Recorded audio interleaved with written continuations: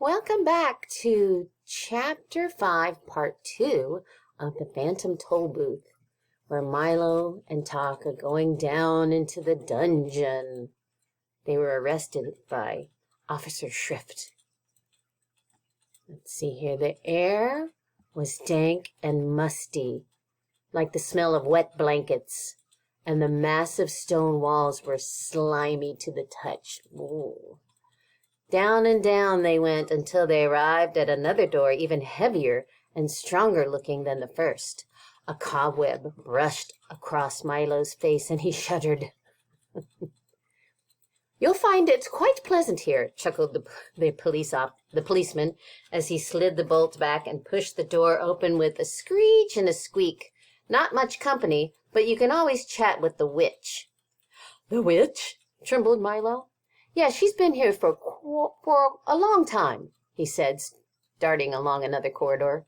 In a few more minutes, they had gone through 3 doors, across a narrow footbridge, down 2 more corridors and another stairway, and stood finally in front of a small cell door.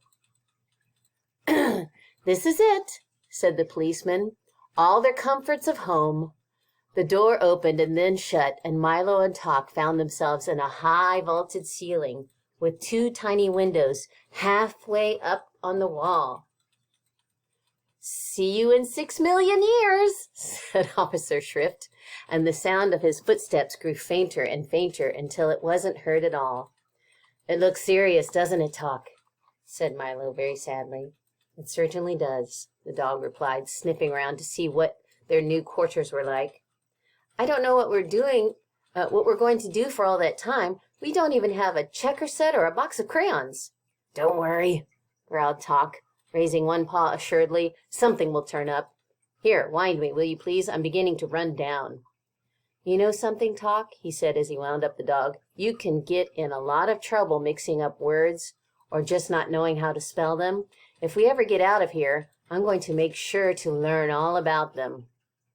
"A very commendable ambition, young man."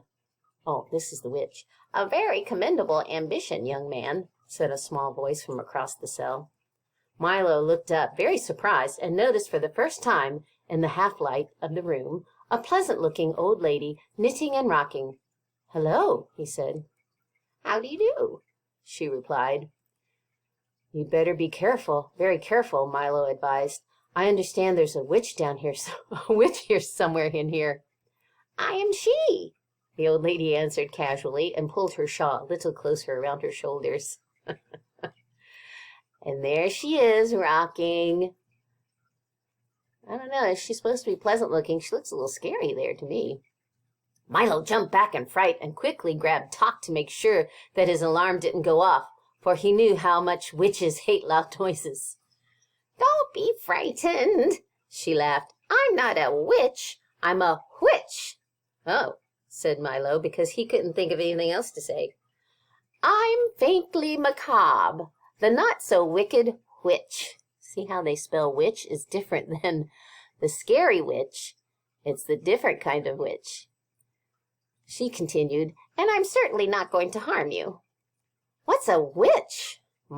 asked Milo, releasing Talk and stepping a little closer. "Well," said the lady, just as a rat scurried across her foot, "I am the king's great aunt.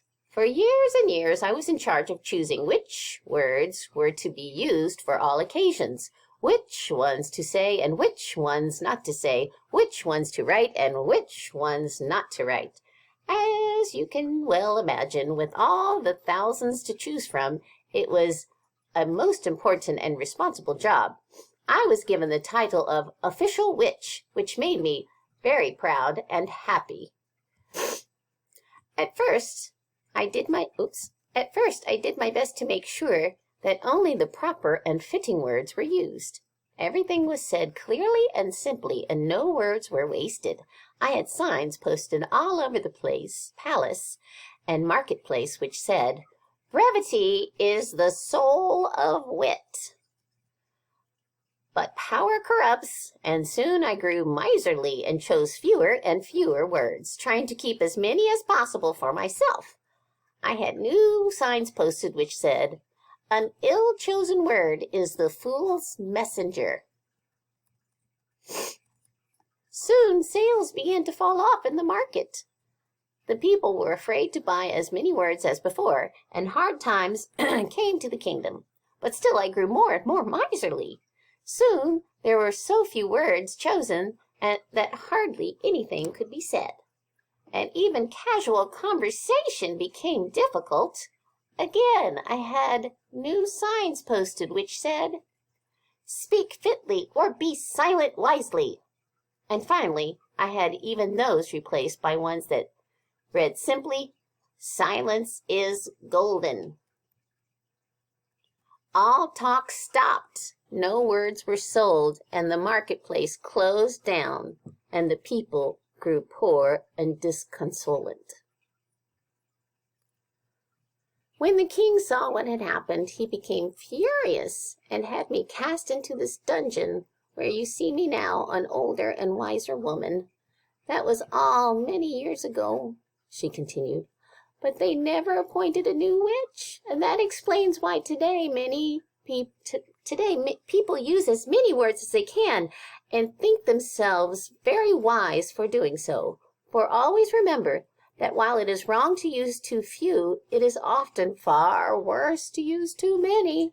When she had finished, she sighed deeply, patted Milo gently on the shoulder, and began knitting once again.